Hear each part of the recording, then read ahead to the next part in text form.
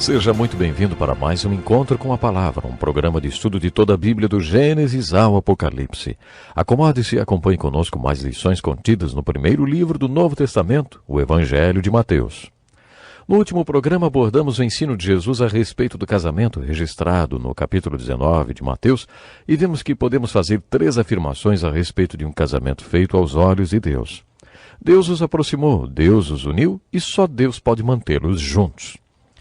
Jesus ensinou que um casamento aos olhos de Deus é um relacionamento providencial. No capítulo 19 de Mateus, Jesus continua seu ensino e afirma que o casamento é um relacionamento com propósito. Qual foi o propósito de Deus quando criou o casamento, hein? Em tudo com o que deparamos na vida, perguntamos, o que eu posso tirar disso para mim? Quando um homem decide se casar, geralmente ele está pensando no que aquela mulher pode dar para ele. Quando ele se convence de que a vida dele será melhor com aquela mulher, então se casa. A mulher faz a mesma coisa. Ele pensa na segurança e em tudo que vai ter com aquele homem. No geral, as pessoas entram no casamento com essa perspectiva egoísta. O que esse casamento pode me oferecer? Jesus ensinou que se você realmente quer entender o que é o casamento, deve ter a seguinte perspectiva. O que esse casamento tem a oferecer para Deus? Vamos pegar Jó como exemplo. Quando Jó passou aquela experiência se perguntando o que um homem bom pode esperar receber das mãos de Deus, o jovem Eliú apareceu na vida dele e disse, Jó, não fique aí com a mão estendida esperando receber alguma coisa. Olhe para cima e coloque as mãos de Deus no centro da sua vida. Não fique perguntando o que Deus vai colocar na sua mão. Pergunte o que você pode pôr nas mãos de Deus. Se você olhar para o alto, como Jó fez, e enxergar sua vida sob a perspectiva de Deus, e considerar o seu casamento sob essa perspectiva, você vai querer saber qual é o modelo de Deus para o casamento e o que Deus tinha em mente quando criou. Aí então você vai entender por que o casamento é uma relação permanente. Existe uma coisa chamada direito dos filhos. Entre outras coisas, o casamento é o contexto que Deus planejou para que os filhos nasçam, sejam criados e preparados para enfrentar a vida nesse mundo. Se o casamento for sólido e estável, os filhos estarão mais preparados para a vida.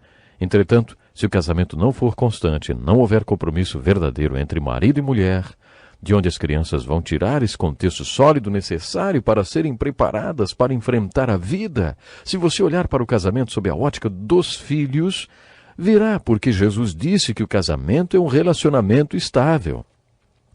O capítulo 19 de Mateus não é a única passagem da Bíblia que fala sobre casamento. Eu não acho que o texto de 1 Coríntios capítulo 7 ensine o divórcio como alguém pode pensar. Não vou entrar em detalhes agora, mas quando lemos as cartas de Paulo, observamos que há outros textos na Bíblia que falam sobre casamento e divórcio. Nesse texto, Jesus dá uma razão para que haja divórcio: a infidelidade. De acordo com Jesus, o casamento é um contrato entre duas pessoas baseado na exclusividade. Quando essa exclusividade é violada, o contrato acaba. Há pessoas que não interpretam o que Jesus disse dessa maneira. Quando estudamos o texto de 1 Coríntios, vemos que Paulo dá outras razões para que haja divórcio. Mas vamos deixar para falar mais sobre isso quando estudarmos 1 Coríntios, quando poderemos ver mais detalhadamente qual é o ensino bíblico sobre casamento e divórcio. As Escrituras afirmam que não é possível que duas pessoas sejam pais adequados sem a ajuda de Deus.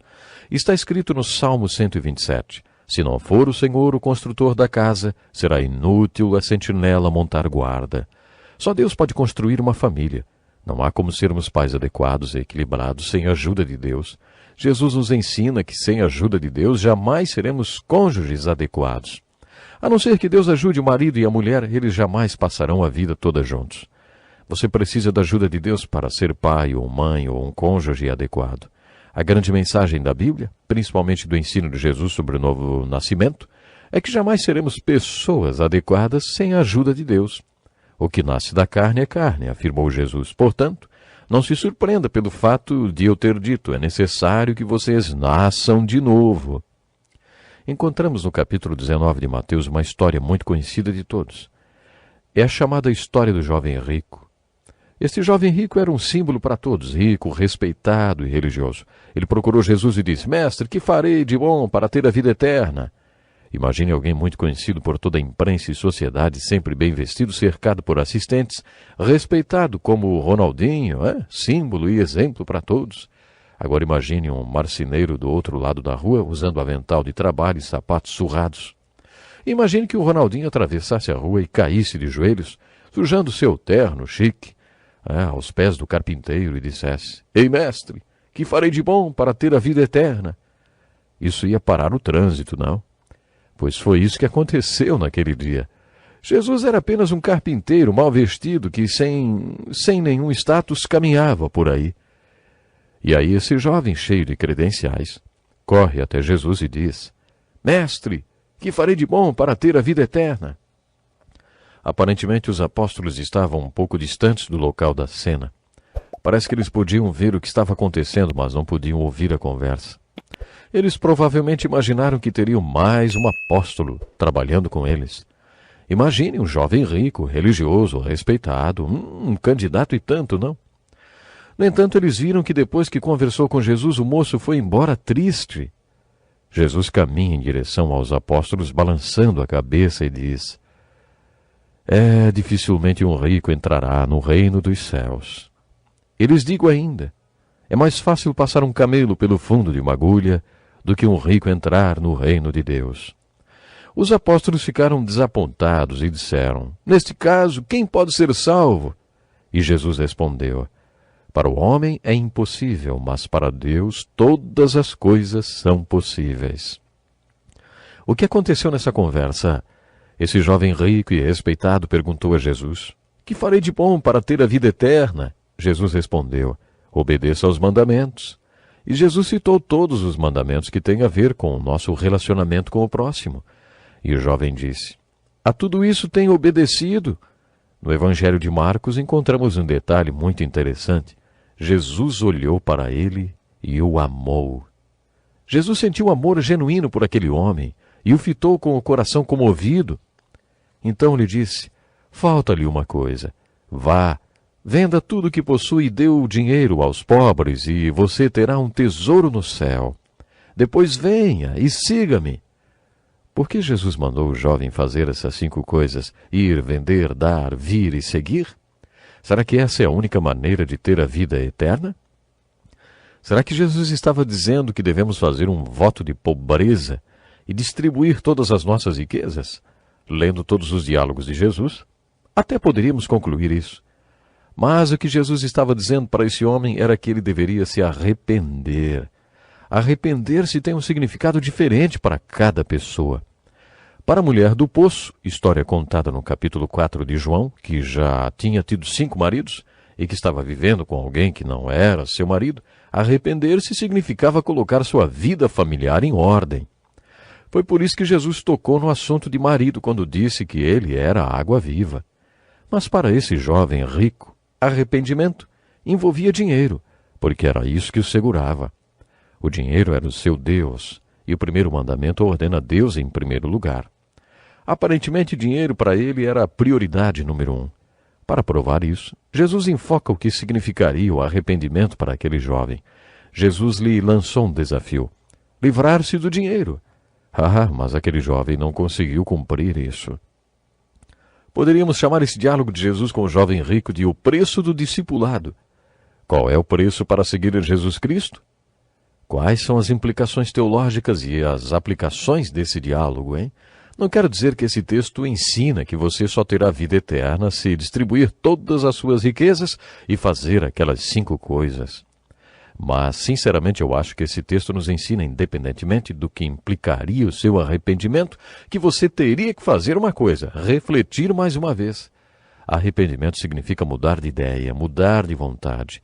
Significa uma mudança de coração e, por último, uma mudança de direção. Arrependimento significa dar meia volta e caminhar em outro sentido. Um ministro luterano chamado Dietrich Bonhoeffer ousava pregar sobre o preço do discipulado no tempo da Alemanha nazista. No início da guerra, Bonhoeffer pregou a obediência civil, mas no final da guerra ele foi condenado à morte por tentar assassinar Hitler. Nas cartas que escreveu da prisão para sua mãe, percebemos a mudança que ocorreu nele, de obediência à desobediência civil. Ele escreveu um livro intitulado O Custo do Discipulado, no qual criou a expressão graça barata. Somos salvos pela graça, mas a graça não é barata. Não somos salvos porque distribuímos nossas riquezas. Não somos salvos porque fazemos 5 coisas, mas se formos salvos, faremos muitas coisas. Essas coisas podem ser chamadas de frutos do arrependimento. João Batista e Jesus falaram sobre isso. João Batista não batizava ninguém que não mostrasse fruto de arrependimento. Jesus nunca prometeu salvação a ninguém sem arrependimento. Os dois, João Batista e Jesus, procuravam evidências de arrependimento na vida das pessoas. Algumas pessoas acreditam que esse jovem rico era Marcos, que escreveu o 2º Evangelho. De que maneira Marcos poderia saber que Jesus olhou para esse jovem rico tão intensamente e que o amou? Acredita-se que esse jovem rico voltou e mais tarde decidiu se arrepender. Essa conversa de Jesus com o jovem rico não trata da pergunta: que farei de bom para ter a vida eterna? Mas responde a outra pergunta: quais são as evidências do fruto do arrependimento? Preste atenção. Jesus estava sempre ensinando.